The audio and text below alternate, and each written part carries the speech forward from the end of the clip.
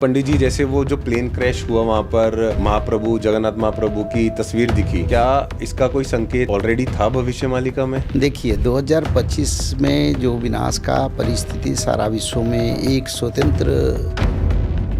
तो क्या भविष्य मालिका में लिखा है कि दोबारा कुछ वायरस आएगा, कोरोना या फिर कोई और वायरस? देखिए कोरोना तो एक जस्ट स्टार्टिंग था। क्या कुछ इंडिया में भी रेडिएशन का आगे होने वाला है? मैंने रेडिएशन के बारे में बड़ा अवेयरनेस किया था। तो क्या कल की अवतार ऑलरेडी आ चुके हैं? कल की लीला जब शुरू हो रहा है, अवतार भी आ चुके हैं। पंडित जी, 7 दिन 7 रातों के अंधकार के बारे में आप कुछ बताइए। देखिए भविष्य शास्त्र में लिखा है, मीनो कृष्ण चतुर्दशी शुक्र दिवस हरे। तो क्या हनुमान जी भी जो लीला होगी जो पूरी उसमें रहेंगे? हनुमान जी 11वां अवतार रुद्र अवतार। तो जैसे आपने बताया कि जगन्नाथ मंदिर पर अटैक होगा, तो क्या वो किसी भारत देश से होगा या नहीं, जवनों के द्वारा होगा, विधर्मियों के द्वारा होगा। पंडित जी, श्रीधाम वृंदावन में इस समय प्रेमानंद महाराज जी बहुत चर्चा में रहते हैं और बहुत, लेकिन वो भविष्य मालिका को नहीं मानते। देखो ब्रज में तो, और पंडित जी मलिका में एआई रोबोट्स, इनके बारे में क्या लिखा हुआ है? क्या इनके बारे में भी कुछ है? युग परिवर्तन जब होता है, दिया जब बुझता है ना, तो लेटेस्ट टेक्नोलॉजी भी धरती पर आती कि बिल्कुल ही इंटरनेट ठप पड़ जाएगा, ऐसा भी क्योंकि भविष्य मालिका में लिखा हुआ है। है। जब कलयुग का अवसान होगा तो इंटरनेट कैसे रहेगा? क्या वर्ल्ड वॉर 3 भी होने वाली है? वर्ल्ड वॉर 3 मैंने ये जो भविष्य मालिका पुस्तक में रचना किया हूँ।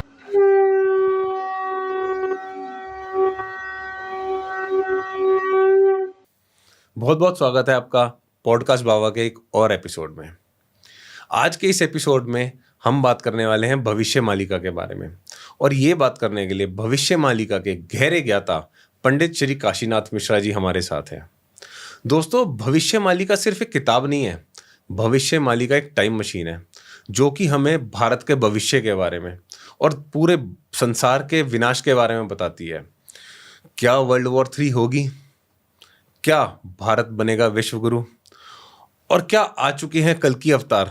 आज इन सब बातों के बारे में बात होगी और इन सब बातों के ऊपर से पर्दा उठेगा। तो अगर आप लोगों को भी ये सब बातें सुनना चाहते हैं तो आइए इस पॉडकास्ट की शुरुआत करते हैं और पंडित श्री काशीनाथ मिश्रा जी के मुख से इस बारे में सुनते हैं। बहुत बहुत स्वागत है पंडित जी आपका इस पॉडकास्ट में। बहुत बहुत धन्यवाद, आपने अपना कीमती समय में से हमें थोड़ा सा समय दिया। तो पंडित जी, आज के इस पॉडकास्ट की शुरुआत में एक बहुत महत्वपूर्ण चीज़ से करने वाला हूँ कि 2025 में बहुत सी घटनाएं बढ़ गई हैं। अभी जैसे एक बहुत दुखद घटना हुई जो अहमदाबाद में प्लेन क्रैश हुआ।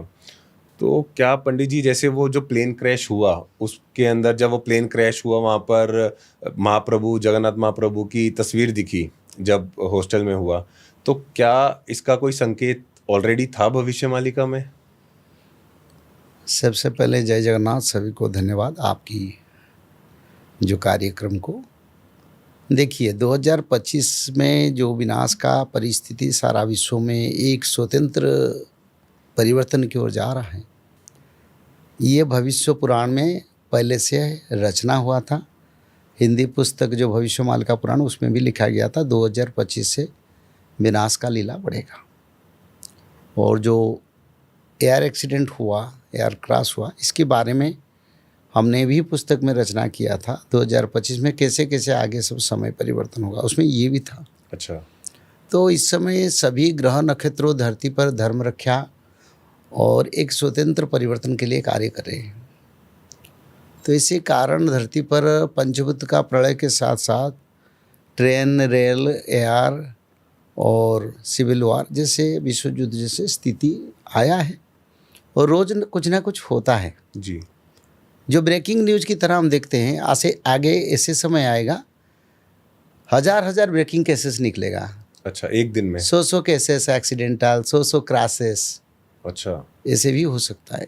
तो समय परिवर्तन की ओर जा रहा है धरती पर, इसीलिए ऐसा हो रहा है। और जगन्नाथ जी का जो फोटो का बात कर रहे हैं, देखिए मैंने भी तो ऐसे देखा हूँ विजुअल में, पर जगन्नाथ जी की इच्छा बिना क्या कुछ होता है? जी बिल्कुल भी नहीं। हाँ, शायद उनकी कभी तो इच्छा नहीं है मनुष्य का मृत्यु हो, एयर क्रैश हो, पर समय परिवर्तन की ओर जब चलता है, अभिमन्यु जैसे महायोद्धा को भी मृत्युवरण करना पड़ता है। जी।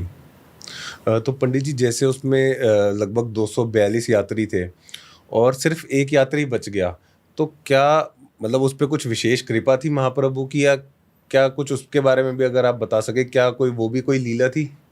देखिए, धर्म कर्म का विचार में हम्म। हम एक शास्त्र में पढ़े हैं, जिसका पास पुण्य है उनका आयु बढ़ जाता है, जी। जिसका पास पुण्य नहीं है आयु चल जाता है और मनुष्य का विनाश भी होता है। कुछ व्यक्ति भी ट्रैफिक के कारण सही समय पर फ्लाइट में नहीं जा पाए, वो फ्लाइट जी। छोड़ दी। जी। सब ये प्रभु जी का लीला नहीं, मनुष्य अपना कर्म है।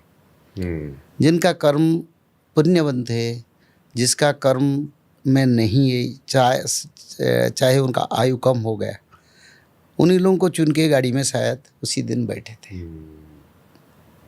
तो जैसे कर्म आप कर रहे हैं उसका फल हमें मिलेगा, कर्म का अनुसार सब भोगते हैं, बिना कर्म से कुछ नहीं होगा।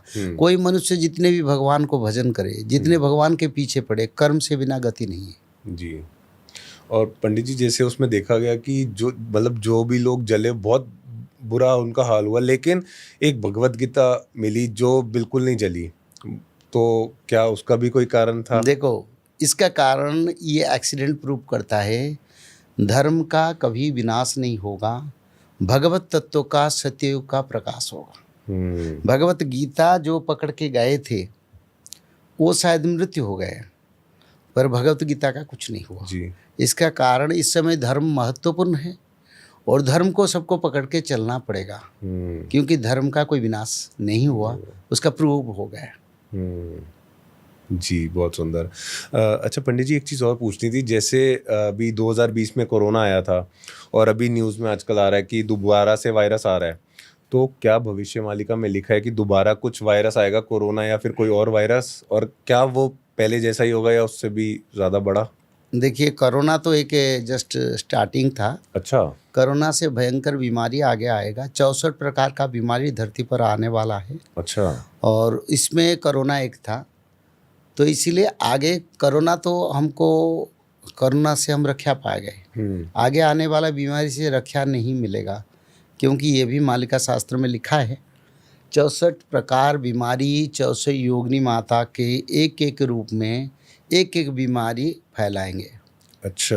और बीमारी बिल्कुल घातक बनेगा, मृत्यु के सिवा उसमें दवाई काम नहीं करेगा, ये लिखा है। एक तत्व काम करेगा, जो त्रिकाल संध्या भागवत पठन करते हैं, शाकाहारी भोजन करते हैं, उनका रक्षा हो सकता है। दूसरा, जो लोग इसको नहीं मानते हैं उन लोगों के लिए आपद का समय आ रहा है। और अभी उड़ीसा में डायरिया जैसे बीमारी फैल रहा है। जी जी। बहुत संख्या में, और ये सारा भारत में विश्व में भी फैलेगा, और उसके साथ साथ और 62 प्रकार का बीमारी भी आएगा।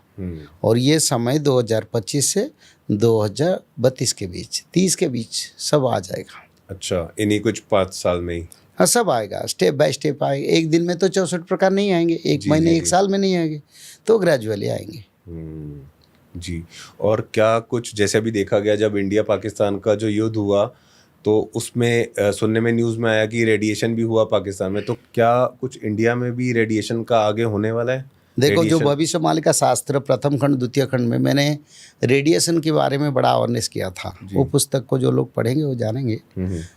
रेडिएशन इसीलिए होगा आगे भारत में या मिड ईस्ट में जितना हो, पाकिस्तान में जितना प्रभाव पड़ेगा उससे ज़्यादा प्रभाव पड़ेगा यूरोप में। अच्छा। और यूरोप में बड़ा रेडिएशन का समस्या आएगा और जहरीला हो जाएगा वायुमंडल, लोग स्थान छोड़ के अलग अलग देश को भागेंगे। और जितने लोग हमारी देश की विदेश में हैं वो भी हमारी देश को लौटेंगे, वापस आएंगे। हाँ, बिल्कुल आएंगे, कैसे रहेंगे। जी। और जैसे अभी भी देखा गया ईरान और इजराइल का भी लेटेस्ट युद्ध छिड़ गया है, तो उधर भी ऐसा हो रहा है कि लोग देश छोड़ के भाग रहे हैं क्योंकि इतना ज़्यादा वॉर का स्थिति बन गई है, तो ऐसा भारत में भी लोग वापस आएंगे? भारत तो एक पवित्र देश है। जी जी जी। जहाँ सुरक्षा भी है, विनाश भी है। सुरक्षा भगवान करते हैं, यहाँ खुद प्रभु जी का क्षेत्र है। ये हमारा देवभूमि भारत है जी, जहाँ 33 करोड़ देवता निवास करते हैं, और इस समय 33 करोड़ देवता धरावतरण कर चुके हैं, यानी भारत में जन्म हो चुके हैं। अच्छा। तो इस समय भारत बड़ा महत्वपूर्ण क्षेत्र है, मनुष्य का रक्षा और धर्म संस्थापना के लिए। इसलिए विश्व में जो भारत के लोग बाहर में रह रहे हैं वो तो आएंगे, साथ ही साथ अलग लोग भी अप्लाई करेंगे। मैं भारत में आके थोड़ा रखा रहने के लिए। जैसे भी आपने बताया कि 33 कोटि देवी देवता जन्म ले चुके हैं, तो क्या कल की अवतार ऑलरेडी आ चुके हैं? कल की लीला जब शुरू हो रहा है, अवतार भी आ चुके हैं। अच्छा, तो क्या हम मतलब किसी ने उनके दर्शन करे, आपने उनके दर्शन करे हैं, हम उनके दर्शन कर सकते हैं? देखिए, कल की प्रभु जी के दर्शन करना बड़ा गुप्त बात है जी। उनका दर्शन सभी को नहीं मिलेगा। उनका दर्शन अनुभव में मिलेगा। उनका दर्शन भक्ति से, चाहे प्रत्यक्ष रूप में, कोई दिव्य रूप में प्रभु जी को दर्शन कर सकते हैं जिनका पास धर्म बल है। उसका ऐसे कोई प्रचार प्रसार नहीं होगा, उनका प्रकाश नहीं होगा। वो सर्वसम्मुखे में नहीं आएंगे, ये शास्त्र में लिखा है जी। वो गुप्त में रह के भारत परिभ्रमण करेंगे, पर भारत की सभी लोग उनको नहीं पहचानेंगे। अच्छा, तो लोग सिर्फ जो भक्ति में हैं वो ही उनको दर्शन कर पाएंगे, जो उनको देवता पहचान लोग पाएंगे। जन्म हुए हैं, जो सिद्ध ऋषिगण जन्म हुए हैं जी। वो लोग प्रभु जी को पहचान लेंगे समय के साथ। सब नहीं पहचानेंगे, सबके लिए वो प्रकाश नहीं होंगे। जी सबके लिए वो बाहर में घूम के अपना मीटिंग करके प्रचार करके सब नहीं करेंगे। जी जी जी। वो बड़ा गुप्त में रहेंगे। पंडित जी, 7 दिन 7 रातों के अंधकार के बारे में आप कुछ बताइए, कब होगा? देखिए, भविष्य शास्त्र में लिखा है, मीन कृष्ण चतुर्दशी शुक्र दिवस रे अंधकार घुटी बजे महीमंडल रे 7 दिन जे अंधार बहुल सूर्य न होइबे देखा श्रृगाल कुकुर घरे पशिजिबे केई न पाइबे रक्षा। महापुरुष अच्युतानंद नित्य पंचसखा हरिदास महाराज ने भविष्य पुराण में उन्होंने लिखे हैं, 7 दिन 7 रात अंधेरा होगा जिस दिन धरती पर अंतरिक्ष में मीन कृष्ण चतुर्दशी ग्रह संयोग होगा। अच्छा। उसी दिन 7 रात 7 दिन अंधेरा होगा। अच्छा। वो 2028 से 31 के बीच में आ रहा है मीन कृष्ण चतुर्दशी। उसी दिन उसी समय के अंदर ये 7 दिन 7 रात अंधेरा होगा जी। और जिस दिन 7 दिन 7 रात अंधेरा का अंत होगा, फिर नव सत्ययुग का सूर्य उदय होंगे।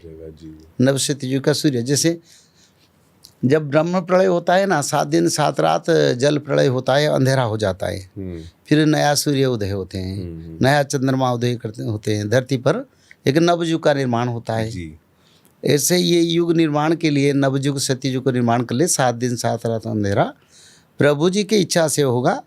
फिर नूतन सूर्य और नूतन चंद्रदेव को प्रभु कक्षपथ पर स्थापन करके धरती के लिए एक सुंदर अनुकूल युग निर्माण करेंगे जी। तो क्या पंडित जी उस समय पे इंटरनेट भी बंद हो जाएगा, या फिर आगे फ्यूचर में इंटरनेट बंद होगा तो कब होगा कि बिल्कुल ही इंटरनेट ठप पड़ जाएगा, ऐसा भी? क्योंकि भविष्य मालिका में लिखा हुआ है, अगर मैं सही बोल रहा हूँ तो। देखिए, सत्ययुग में हमारा मंत्र युग कहते हैं, कलयुग को जंत्र युग कहते हैं जी। जब कलयुग का अवसान होगा तो इंटरनेट कैसे रहेगा? मंत्र का युग शुरू होगा। मंत्र के प्रभाव में मनुष्य को सब ज्ञात होगा, चाहे दूर हो चाहे करीब हो, चाहे ब्रह्मांड का कोई खबर हो, मंत्र की शक्ति के प्रभाव, धर्म के प्रभाव से मानव को उसका प्राप्ति होगा। तो ये जंत्र युग का जो प्रभाव, जो तंत्र है, उसका पूरा विनाश होगा। और अभी तो शुरू हो गया उसका कार्य। अच्छा। आगे आगे बढ़ता जाएगा। तो किस समय तक इंटरनेट बिल्कुल ठप हो जाएगा, अगर आप? ये 2032 तक हमारे हिसाब में सत्ययुग आएगा, फिर ये भी बंद हो जाएगा। दूसरा युग में लोग कैसे इंटरनेट यूज करेंगे, वो तो उससे शक्तिशाली है। इस समय एक पहाड़ को उठाने के लिए मनुष्य में शक्ति है क्या? बिल्कुल भी नहीं। पर उस समय होगा, तो उसी समय हिसाब से, उनका शक्ति के हिसाब से उनका भी ज्ञान, धी शक्ति, प्रज्ञा शक्ति और आकलन, यानी आगत अनागत भविष्य सब उनको पता चल जाएगा। तो क्या जरूरी इंटरनेट का? अभी नहीं जरूरी, इस कारण इंटरनेट का हम उपयोग करें। उस समय तो जरूरी हो, सब मिल जाएगा, क्या जरूरी जी। तो जैसे भी आपने बताया पंडित जी की 33 कोटि देवी देवता का जन्म भी हो चुका है। हाँ, ये बिल्कुल मैं प्रमाण के साथ बोलूँगा, वो जन्म हो चुके हैं। तो क्या आपने किसी के दर्शन करें, अगर आप बता सकें? मेरे को क्या दर्शन जरूरी है? देखिए, वो तो भगवान को दर्शन के सिवा मेरे किसी से लालायित नहीं हूँ जी। मैं भगवान विष्णु को ही अनुध्यान करता हूँ, उनके शरण में जाना चाहता हूँ। देवता से बड़ा सम्मान है, उनको बार बार प्रणाम करता हूँ। मेरे को प्रभु जी का दर्शन चाहिए जी। इसमें मेरा कोई इच्छा नहीं, कोई देवी देवता का दर्शन से मेरे को मेरा इच्छा का पूर्ण नहीं होगा। पर वो सब मानव रूप में जन्म हो चुके हैं, मैं जानता हूँ। अच्छा, तो क्या उनको पता है कि वो जैसे जिस मानव शरीर में आया, तो क्या उनको भी ज्ञात है कि वो किस? नहीं, अच्छा। जब मरते पर देवता भी जन्म होते हैं, वो भी मरते के माया में खुद को समाहित कर दे, उनको कुछ पता नहीं तो चलता है। सही समय आने पे उनको उसका नहीं, ज्ञात उनको होगा। पता नहीं चलेगा। जैसे देखिए, अच्छा। भगवान कृष्ण जब आए थे, सभी देवता भी जन्म हुए थे, क्योंकि ब्रह्मदेव को सपना में योग निद्रा में प्रभु जी ने बताया, सभी देवताओं को, ऋषि मुनियों को बोलो जाके मधुपुरी में 7 वंश में, जदु वंश में जन्म होंगे और शिव ब्रज में भी जन्म होंगे जी। और मेरे लीला में जो भाग लेना चाहते हैं सब जन्म हुए। फिर कोई ग्वाला बना, कोई युद्ध क्षेत्र में आया, प्रभु के साथ रहे, किसी को पता चला मैं कोई देवता था, देवी था। ऐसे अभी इस समय भी ऐसा है। जी। और जैसे जो 7 चिरंजीवी हैं उनमें से एक हमारे महाप्रभु हनुमान जी, तो क्या हनुमान जी भी जो लीला होगी जो पूरी उसमें रहेंगे? देखो, मतलब हनुमान जी प्रत्यक्ष को, रूप में? हनुमान जी 11वां अवतार, रुद्र अवतार शंकर भगवान के। जी। जब माता सीता ने हनुमान जी को वर प्रदान किए, चारों युग प्रताप तुम्हारा, हई पर सिद्धि जगत उजियारा, भक्तों का उद्धार के लिए चारों युग धरती पर तुम्हारा मृत्यु नहीं होगा, तुम अमर रहोगे, माता सीता ने बताया। जी। त्रेता युग में बताया था। त्रेता, द्वापर, कली, 3 युग गया, एक सत्ययुग तक पूरा रहेंगे हनुमान जी। अच्छा। और भक्तों के साथ मिलन होना, मिलना, बात करना, दिशा दिखाना, सब कार्य करेंगे, उद्धार भी करेंगे भक्तों में। एक युग बाकी है माता सीता वर, तो वो वर का तो पूर्ण होगा ना। और पंडित जी, और हनुमान जी स्वशरीर में है। अच्छा। हनुमान जी कोई मानव शरीर में नहीं है। जी। कई लोग बोलते हैं हम हनुमान जी का अवतार, ये सब, ये ठीक नहीं है। ये बड़ा हमारा सनातन विरोधी कार्य है। हनुमान जी अभी तपस्या में है, विभीषण जी तपस्या में है, पर हमारा कृपाचार्य भी तपस्या में है, अश्वत्थामा भी तपस्या में है, और परशुराम भगवान भी तपस्या में है। बलि पाताल लोक में अभी शासन क्षेत्र में है। अच्छा। पाताल लोक का।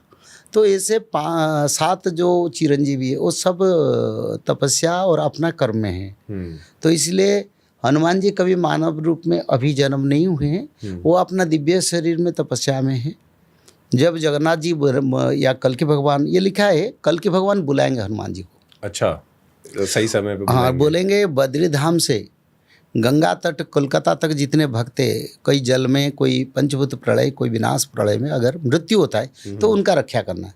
तो हनुमान जी अपना दिव्य शक्ति से उन भक्तों को रक्षा करेंगे, पर वो भक्तों को पता नहीं चलेगा उनका कैसे बचा हुआ। अच्छा, ये लिखा है। तो जिस तरीके से अभी जो क्रैश हुआ वो एक व्यक्ति बचा, तो कुछ इस तरीके से कि भगवान की कृपा। बिल्कुल ऐसे ऐसे बचाते रहेंगे, लोग जान नहीं पाएंगे कैसे हम बच रहे हैं। पर ज़्यादातर त्रिकाल संध्या, भागवत पठन, माधव नाम भजन करने वाले भक्तों को ही हनुमान जी रक्षा करेंगे जी। दूसरा मेरे हिसाब से विचार नहीं आता है।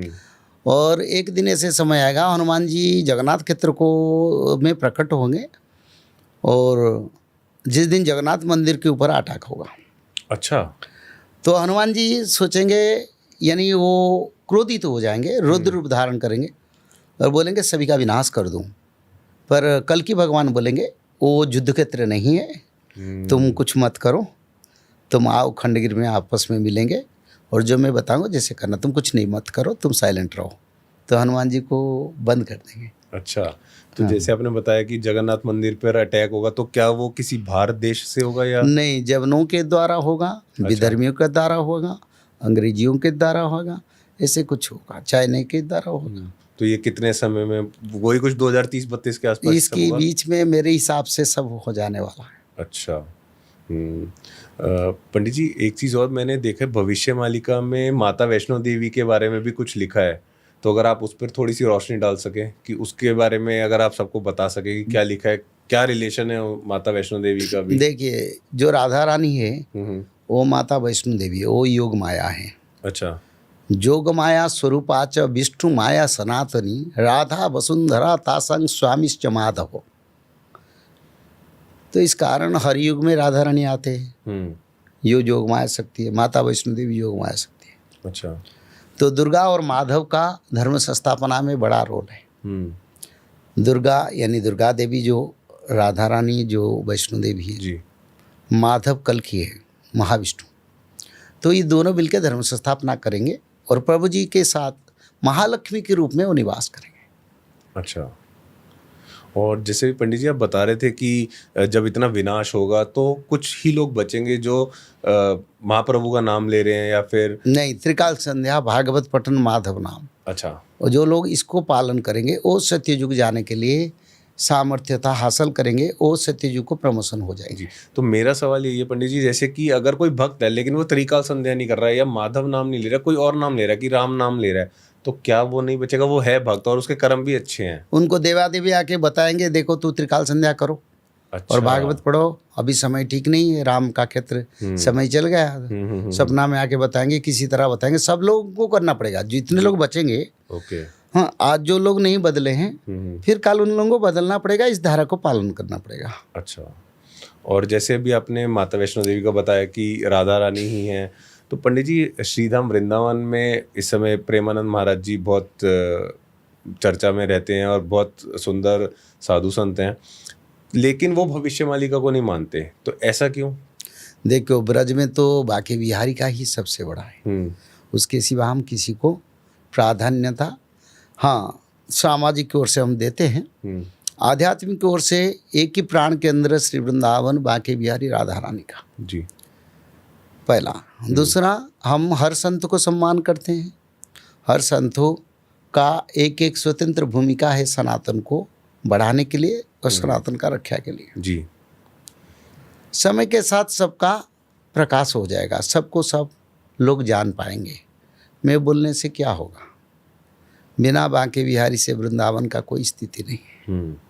तो श्री वृंदावन में आगे जल प्रलय होगा। अच्छा। उसका बाद फिर भविष्य मालिका हम प्रचार करेंगे। अच्छा। फिर सब लोग मानेंगे, अभी नहीं मानते, फिर मानेंगे। प्रभु जी के क्षेत्र पर जल प्रलय क्यों, जगन्नाथ क्षेत्र में भी जल प्रलय होगा, ये भविष्य मालिका में लिखा है। अच्छा। श्री वृंदावन में होगा, मैं पहले से बताता हूँ जी। तो इसका बात जो परंपरा है, जो लोग युग परिवर्तन के बारे में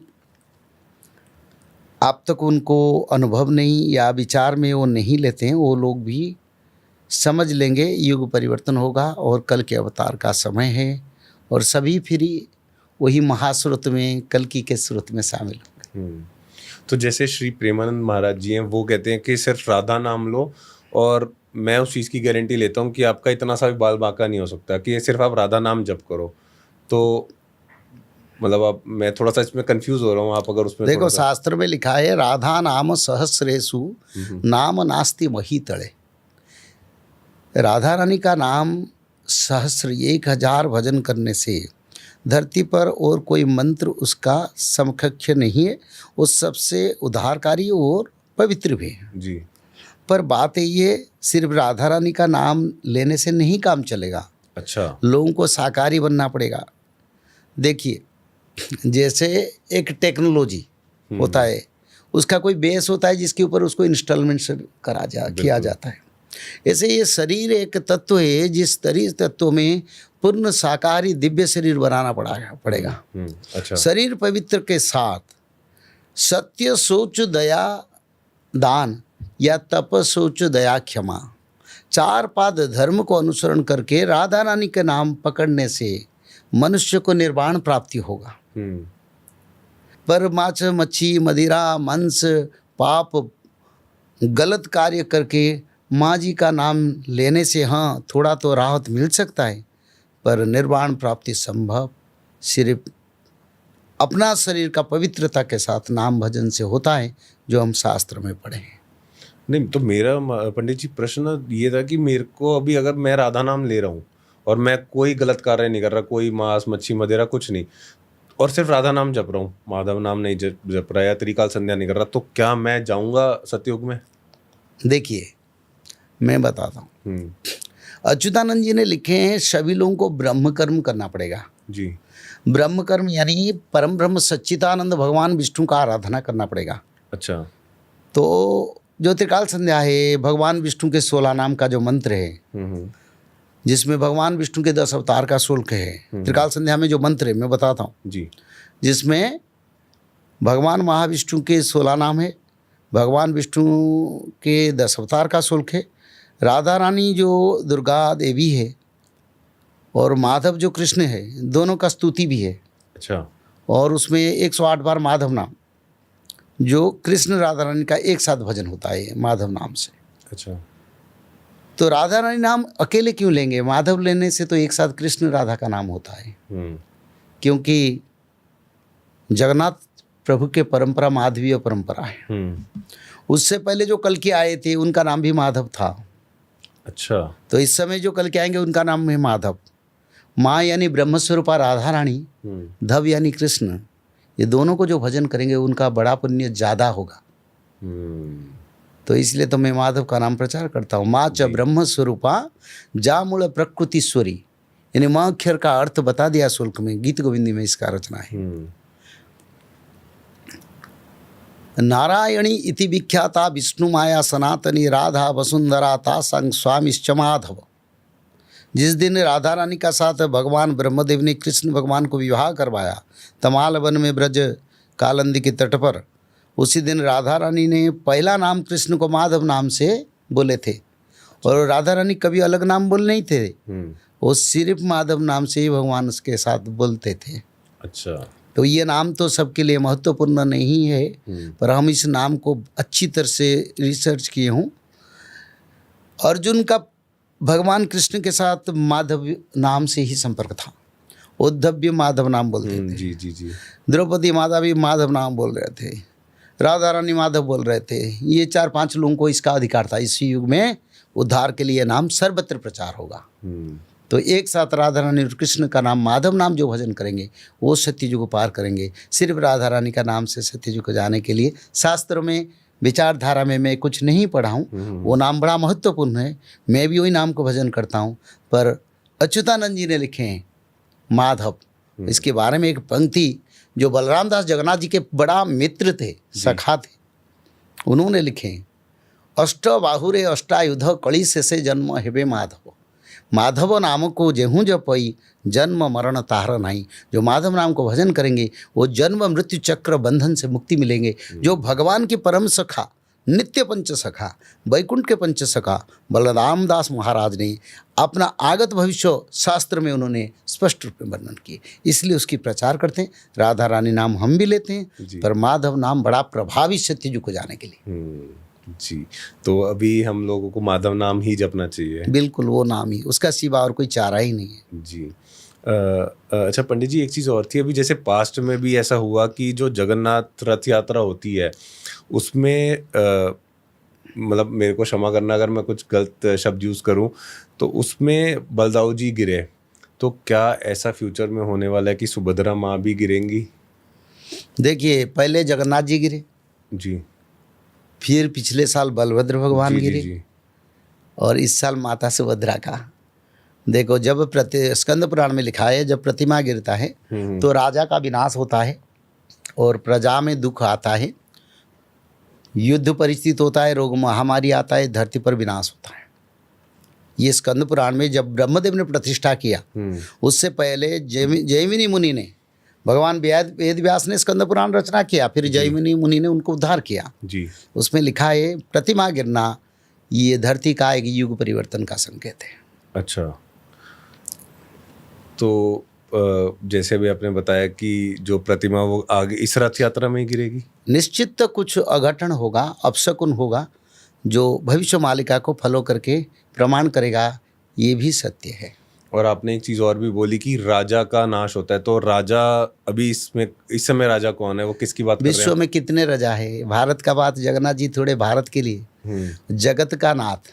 अच्छा, पूरे जगत का। जगदीश, जगन्नाथ जी का नाम जगदीश है जी। जग यानी धरती, उनका जो मालिक है जगदीश, जगत का नाथ यानी ब्रह्मांड का जो ठाकुर है जी, वो जगन्नाथ है। अमेरिका, इंग्लैंड, जर्मन, विश्व में सप्तद्वीप मही का राजा जगन्नाथ है। तो ये थोड़ा भारत के लिए मैं बोल रहा हूँ, सारा विश्व में कई राजाओं का विनाश होगा। अब तो देख रहे हैं आगे भी होगा जी।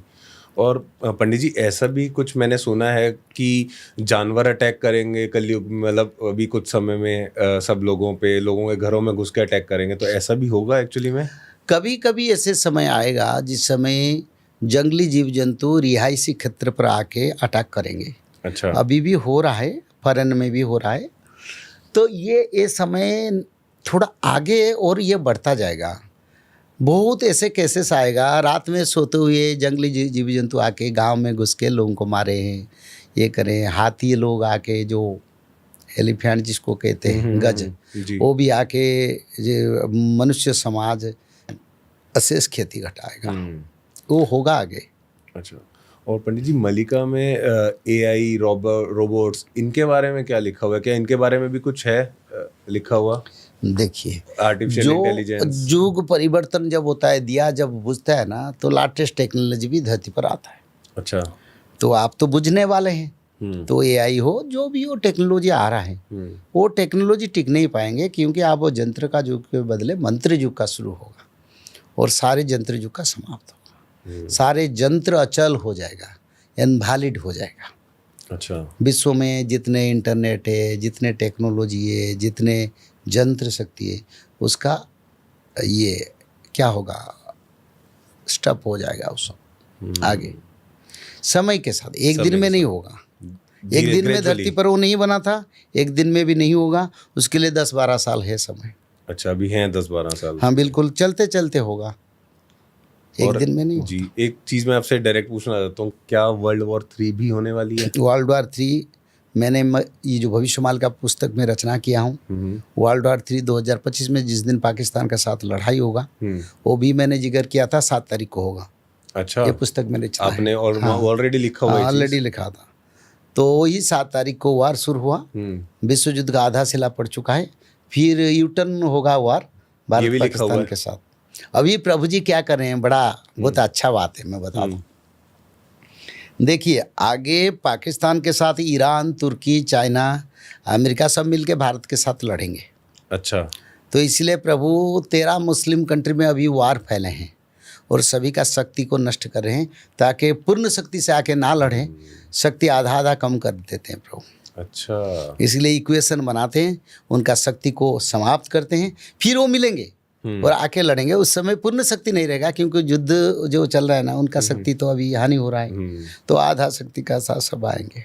तो अभी जैसे चीन का क्या उसमें रोल रहेगा? क्या चीन भारत के साथ लड़ाई करेगा, पाकिस्तान के साथ मिलके। अच्छा, एक साथ मिलके लड़ाई करेंगे। एक साथ चीन नहीं, तुर्की, ईरान, चाइना, पाकिस्तान, बांग्लादेश, जितने हमारा पड़ोसी देश, सब मिलके लड़ेंगे भारत के साथ। अच्छा। और अमेरिका मदद करेगा। अच्छा, अमेरिका किसका, इंडिया का मदद करेगा या? नहीं, उनको मदद करेगा। अच्छा। इंडिया को काहे मदद करेगा? तो इंडिया अकेला ही लड़ेगा? तो नहीं, अकेला कैसे लड़ेगा? हाँ, हमारा बंधु रशिया है। अच्छा, रशिया मदद करेगा भारत, रशिया मदद करेगा। ये लिखा है सब शास्त्र में। तो जो अभी भारत देश है, क्या वो अखंड भारत की जब हम बात करते हैं, तो क्या वो अखंड भारत जल्दी बनेगा? देखो एक बात बता दो, राजा भरत के नाम पर ये धरती का नाम भारत था जी। जहाँ हमारा उड़िया में एक पंक्ति है, जहाँ नहीं भारत है तहाँ नहीं भारत है। यानी विश्व में जो नहीं है वो भारत में नहीं है। यानी भारत का नाम विश्व ब्रह्मांड था, ये पृथ्वी का नाम भारत था। वो 7 महादेश सृष्टि हुआ था, उसका बाद समुद्र का सृष्टि हुआ। और 7 महादेश का राजा युधिष्ठिर थे, अम्बरीश थे, परीक्षित जी थे। ऐसे हमारी परंपरा सप्तद्वीपमयी का सनातन परंपरा था। फिर ये सारा विश्व का नाम भारत होगा। सभी देश छोटे छोटे राज्य बन के भारत के अधीन में रहेंगे। अच्छा। अखंड भारत का छोटा एशिया महादेश में कन्फाइंड का बात मैं नहीं करता हूँ। मैं ये कहता हूँ सारा विश्व को भारत कहेंगे और छोटे छोटे राज्य बन के America, England, German, Japan, France सब रहेंगे। अच्छा, पूरा भारत कहलाएगा। भारत विश्व है और विश्व का ठाकुर कल्कि है ना। तो इसमें अखंड भारत, फिर ये सब कहाँ से आता है? भारत तो अखंड था। हाँ, कलयुग के कारण भारत छोटा देश बन गया और विधर्मी यानी अलग देश से अलग धर्म का संख्या बढ़ गया ज़्यादा। पर जब सत्ययुग आने वाला है तो प्रभु जी आ रहे हैं, तो सप्तद्वीप मही उनका अधीन में रहे और उनको भारत कहला जाएगा। अच्छा, एक चीज़ और पंडित जी, जो द ग्रेट हिमालयन अर्थक्वेक है वो भी पेंडिंग है, तो क्या वो भी आने वाला है 1-2 महीने में? देखिए, ये ग्रेट हिमालयन अर्थक्वेक सिर्फ नहीं, अच्छा, जैसे अमेरिका में बड़े जो पर्वत श्रृंखला है, इसको क्या पर्वत कहते हैं? अमेरिका में जो है पहाड़ी जो है ना, बड़ा ऊंचाई है। अच्छा, मेरे को उसका नाम याद हाँ, नहीं। अमेरिका में है, रसिया में है। सारा विश्व में बड़ा भूकंप होगा, एक दिन 3 बार होगा। उसमें धरती का नक्शा चेंज होगा। अच्छा। और भौगोलिक स्थिति भी परिवर्तन होगा। हिमालय कई टुकड़ा होगा। अच्छा। पर बद्रीधाम का कुछ नहीं होगा। बद्रीधाम जैसे हैं ऐसे रहेगा, चारों धाम रहेगा। पर बड़ा परिवर्तन, ज्योग्राफिकल स्थिति में परिवर्तन, चेंजेस हो जाएंगे ज्योग्राफिकली। हाँ, जब ऑब्वियसली अर्थक्वेक आता है तो वो एक साइड। नहीं तो ऋषि मुनि लोग कल्कि का पास कैसे आएंगे? अच्छा, मतलब भारत से भी बाहर है। वहाँ पर विनाश होगा तो हिमालय में जितने साधु संत रहे हैं वो सब फिर कल्कि प्रभु के पास आएंगे। नहीं तो वहीं पर बैठ के तपस्या करेंगे, नहीं चलेगा। प्रभु ने सब तोड़ेंगे, बोले आ जाओ नीचे। तो वो कल्कि अवतार के पास इसी तरीके से आएंगे। उस सब आएंगे शरण में प्रभु जी के, फिर राम राज्य बनेगा। अच्छा पंडित जी, एक आखिरी सवाल और है मेरा कि जैसे जब महाभारत हुई तो क्या उस समय के जो वेपन्स थे क्या वो छुपा दिए गए थे? और वो जब जो पूरा कल्कि अवतार के समय जो भी जो युद्ध होगा तो क्या वो इस्तेमाल होंगे महाभारत के जो वेपन्स थे? देखो, महाभारत का जो वेपन्स है वो सब मंत्र है। वेपन्स जैसे कलयुग में हम कोई वस्तु को वेपन्स कहते हैं जी, कोई स्पेशल मटेरियल को हम वेपन्स कहते हैं। जैसे जिसमें हमारा जो बारूद दे के बम बनाते हैं, गोलियां बनाते हैं, वो जो वेपन्स है वो सब मंत्र से। जैसे ब्रह्मास्त्र, वो एक मंत्र है जिसको साधना की और जिसको ब्रह्मदेव चाहते थे दे सकते थे। पाशुपत अस्त्र, वो शिव भगवान वो एक मंत्र देते जिसमें त्रिशूल का घातक शक्ति प्रकाश होता था। आग्नेय अस्त्र अग्निदेव से प्राप्त होता, वरुण अस्त्र वरुण देव से प्राप्त, वो सब मंत्र है। वो मंत्र का तो अभी भी है, उस समय भी था। जिस समय प्रभु आएंगे फिर वो उसका हिसाब से प्रभु उसका यूटिलाइजेशन करेंगे, तो वही मंत्र यूज होंगे, मंत्र शक्ति के माध्यम। बहुत सुंदर पंडित जी, बहुत अच्छी आपने बहुत मतलब ज्ञान की बातें करी।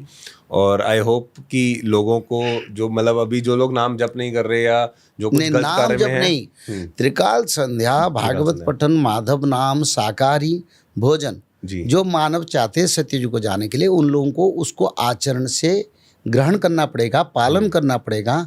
और इसको पालन करने से आगे जो विनाश, पंचवत का प्रलय या विनाश होगा, उसमें उन लोगों का रक्षा प्रभु कल्कि करेंगे, वो लोग सत्ययुग का मानव बनेंगे जी। ये बड़ा महत्वपूर्ण है। तो पंडित जी, पॉडकास्ट के आखिरी में मैं आपसे एक रिक्वेस्ट करना चाहता हूँ, अगर आप कुछ 2 पंक्तियाँ प्रभु नाम की सबको एक बारी अपने मुख से सुना दें। देखिए, भगवान कल्कि सारा विश्व ब्रह्मांड के ठाकुर जी है। और कल यानी जंत्र, जंत्र का जो की है वो कल्कि है। सारा विश्व की टेक्नोलॉजी का वो मालिक बन के आए हैं, क्योंकि टेक्नोलॉजी को वो नष्ट करेंगे इसीलिए। और इसीलिए जो कल्कि भगवान को प्राप्त करना चाहते हैं, जो मानव सत्ययुग को जाना चाहते हैं, मृत्यु से परे होना चाहते हैं, मेरा निवेदन है वो लोग त्रिकाल संध्या करें जी, भागवत पठन करें और माधव नाम को निरंतर भजन करें। उसी नाम भजन करने से पंचभूत प्रलय, युद्ध, महामारी, जो प्रलय आ रहा है, जो विनाश आ रहा है, उस विनाश से देवता लोग, देवी माता, योगिनी माता सब उनको रक्षा करेंगे। यही कहना चाहता हूँ जी। बहुत सुंदर, बहुत बहुत धन्यवाद एक और बार कि आपने इतने कीमती समय में से हमें समय दिया। और अगर हमसे कुछ गलती हुई इस पॉडकास्ट में तो हमें माफ़ कीजिएगा। जय श्री माधव, जय श्री राधा, जय जगन्नाथ, जय जगन्नाथ।